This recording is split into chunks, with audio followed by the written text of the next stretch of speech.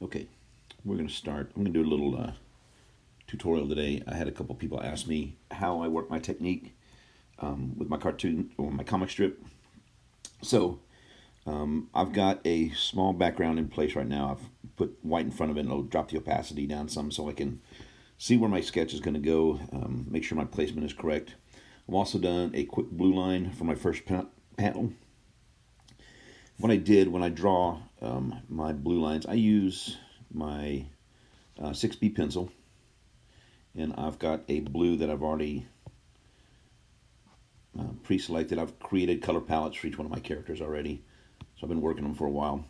And I will usually have a brush size of about 4. Gives me a good little line. If I need to bump it up some, I can, but it's not that big of a deal. So what I'm going to do is I work in layers a lot. I've got my background layer right here. I've got my blue line. I'm going to add a layer and I'm going to start inking. I'm going to ink the head and hopefully have enough time to do the inks, do the flats and the highlights and shadows real quick. So I'm just going to do the head on this one.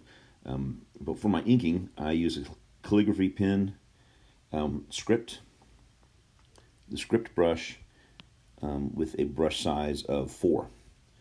And for some reason, I always start off on the nose. It's just make sure my opacity for my brush is at 100%. It's just gotten to be kind of a tradition on this thing to start with the nose, I think. My nose, if you'll notice, mustache always comes out of the point of the nose. I don't know how it worked that way. It just did. But I start with the nose and the mustache, usually the mouth next.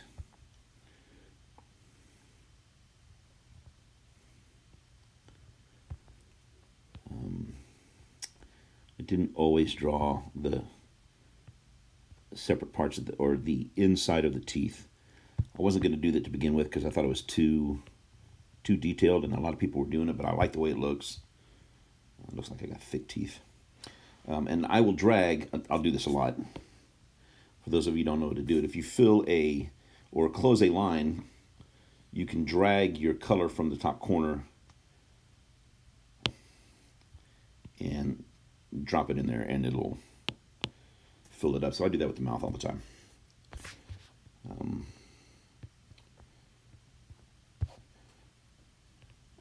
The mustache is one of the last things that I'll do, or the bottom of the mustache. I'll get my mouth quickly. Beard's usually next. I try to get at least half of the beard in a curve where that little part is at the bottom, just a little bit of shagginess. And since I've got Corona beard growing, I've gotten more and more shaggy, so you'll see more and more stray hairs in my beard. I erase a lot. And I think it's the sign of genius when you can.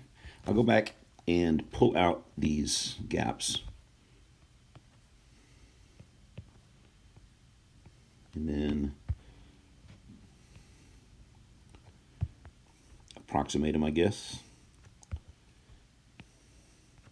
My inks don't always follow the blue lines, and I'm okay with that. It gives me a little bit more leeway, I think. I know a lot of cartoon or comic book artists are perfect inkers and follow every line in their inking, but I can't do that. I'd rather work quickly because it just feels freer, I guess. So, and here's an example of how I ink on multiple layers too. So I've got my mouth. I don't want to draw over this part of the mouth because I've got lines that extend into the open space. So I'll create another layer and I will create my little, well, not that it mattered there. I closed it off anyway. But I'll get exactly where I want it on a different layer, just in case like this line would have come over a little bit. I could go back in the under layer, and I'll show you, because if I extended this too much, I can go back in this layer, delete that and it would mess it up. And I'll come back and combine those in a minute. But while I'm on the mustache layer, I will also work on my glasses. And I create the glasses in one rectangle first. I do a lot of knocking out. I will take almost as many lines away as I draw. And I'll erase my middle part. And I was working on the wrong layer. Back out of this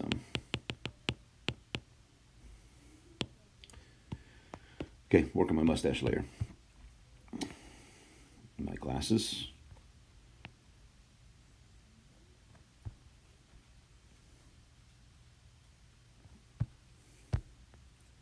And I move my palette around a lot. So now I can come back in with my eraser. Get rid of that middle part, not mess up my nose at all. And come back down and connect it. Because the opposite side or the far side lens usually always connects with the nose. And my bridge, a little thicker.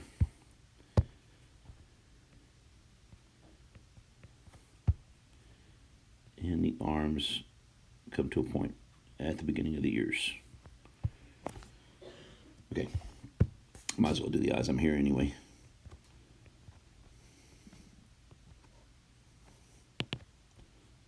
A little bit longer. Okay, so now I can go back and I can combine these. Just merge down and it's all one layer. I'm going to finish this. I'm going to do another layer. There's supposed to be a line here. Yeah, close enough. My hair, like I said, is real shaggy right now, so I don't always follow my blue lines, like I said.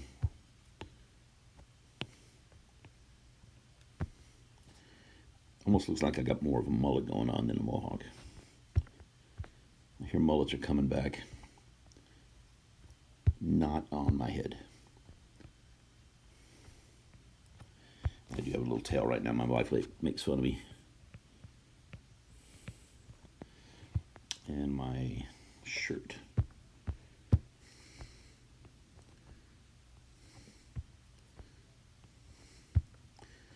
My hairline has grown in quite a bit, or this hair on the side. So, merging those again, and the last thing I do with the face is almost always the eyebrows. If you pay attention to some of my strips, there are entire strips that I go and forget all about the eyebrows, but the eyebrows are usually the last thing I'll draw on everything. Usually it's because I've forgotten all about them and then have to create a separate layer for every character. But in this case, I can go back in. The brows are a little thick, but that's okay. And that one's good. Okay, I'll finish the body a little bit.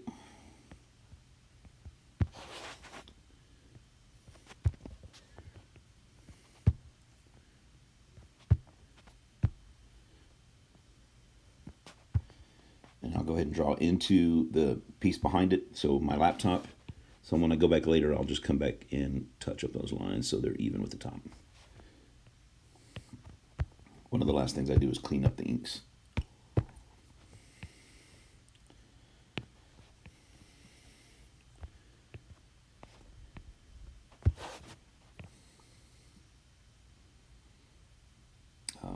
Those of you who don't know of that trick yet, I've got a lot of smooth lines, and it's not because I'm a great artist at all. It's because I can hold a curve, and Procreate will keep a good curve as close approximation as I have created or started.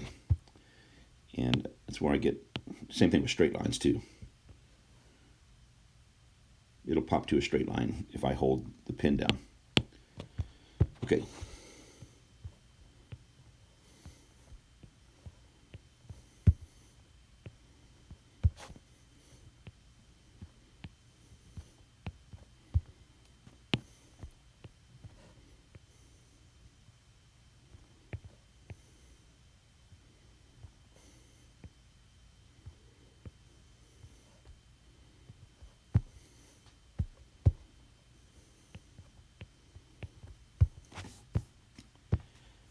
And that is my aching back.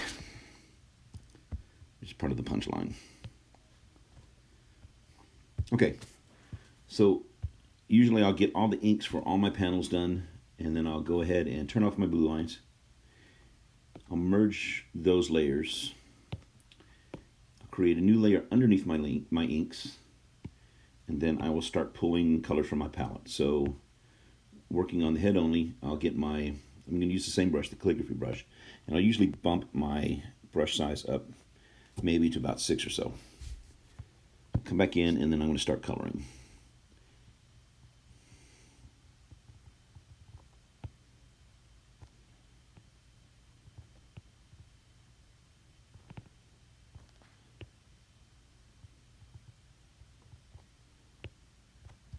Again, I can fill these spaces up. Sometimes if you fill a big space, you have to pay attention to it, because if you do a big outline, like I'll get a big circle here.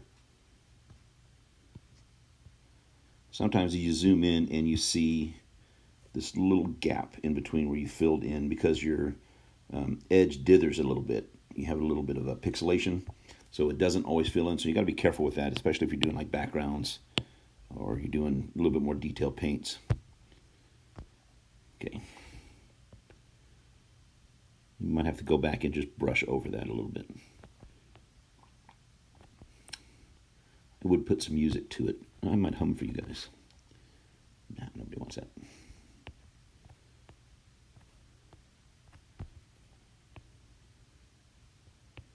I'm painting everywhere that my skin's going to go, and I can fill in the other areas or paint behind them too. That's how I do all the hair and the colors. Each major color is usually going to be a separate layer. I tend to bleed a little bit. I zoom in using my 2 fingers, pinch them together or pull them apart to zoom in and out.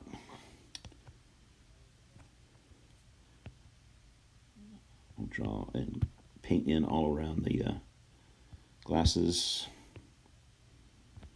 I will go back in and fill these little black spots, like this little point right here, where the inks are separated. Drag and drop. There's a couple little places that are open. So, to get in my palette again, I'll put my glasses in.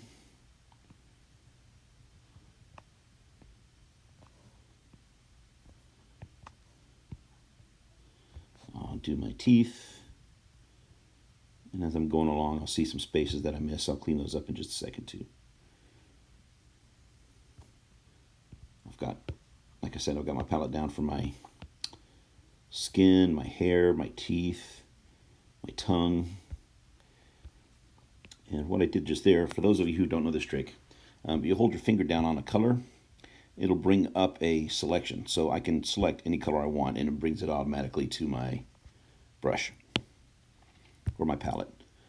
Okay. I got a little bit of skin right here. So I'm going to start another layer behind this one, and I'm going to get my hair color. Hair I usually do in one gigantic blob, because it sits behind everything else. So I will outline the entirety of my hair, even the eyebrows, because they're the same color. Draw behind it. You can't see it, but the line's going to come out over here. Same here. It's going to come down behind the beard, or in the beard.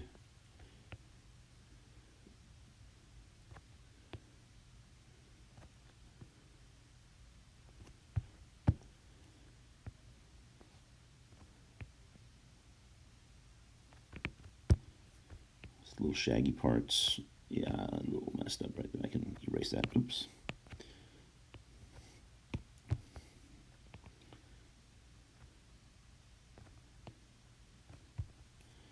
And almost finished. Yeah, I color outside the lines. Okay. So I get the entire outline, and I will drag my brown in, and poof, my whole face is colored. Okay, so there's no effects on any of these layers yet at all. I'm going to leave these open right now because I'm going to go back in and finish all the other panels. But I'm going to add a new layer, and this is going to be my highlight. I will use white, and I'm going to change the layer effect to a contrast. Use overlay, and I'll drop the percentage down to about, I'll start off a little under 75% or so. It just became a tradition, I guess, that my eyebrows are always highlighted. But I'll go back through. You can see some of the selection area right now. My brush is just a little sloppy today. I don't know why it's so dithered. So I'm going to go back in and I'm touching up some of the beard. Make sure you go back to your color layers, because if you do it on the wrong layer, if I did this on my light layer, it would just look weird. So make sure I'm on my beard. And I am not sure why it usually doesn't mess up this much. But today, it seems somebody out there needs to really know about this. And I will go back to the other layer and touch the areas of my skin too. Let's see, make sure I'm on the right brush. Yep.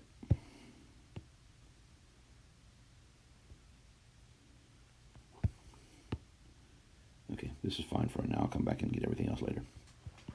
Okay, back to my highlight layer. Working in white. And if you're doing two light sources, so I will draw the highlights. I'm not as detailed on this because, of course, it's just a cartoon or a comic strip.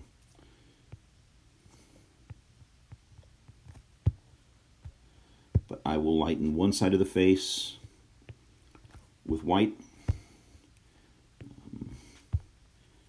And this is a technique you use for some of my other drawings, like you've seen the Darth Vader one, if you've seen that one, how I've got two light sources, one's blue, one's red. So I can use white on one side, and on the same layer, I might use a really light blue and get a backlight for it.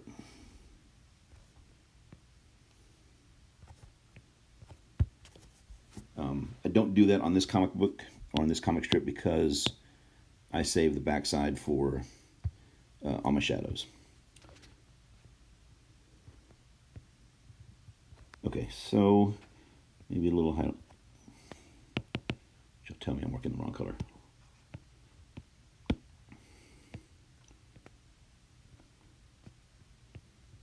Finish this up. So I've got a right-hand light source, which means I've got a left-hand shadow. So I'm going to add another layer, and I'm going to change this to darken and multiply, and I'll drop the opacity down. I usually start around 30%. And what I do here is I will select my skin tone, and then I will change that to roughly like a darker red, but it's still working with the same, where it started up here. I'll just drag it down so it's a color and not black.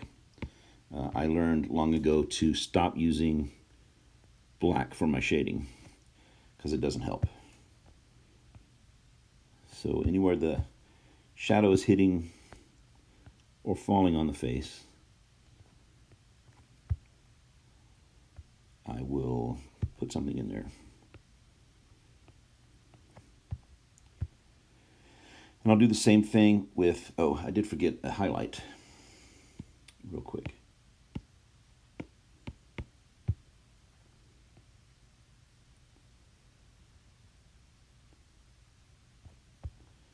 There, okay. So going back to my shadows layer, I'll select my beard now and do the same thing with it. Get a real dark brown, and I will go over it.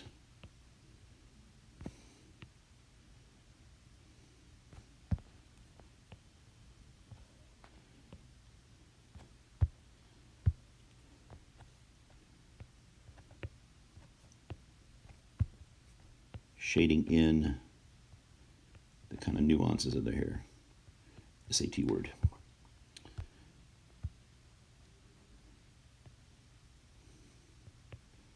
So there's plenty more for me to do, but that is a good start.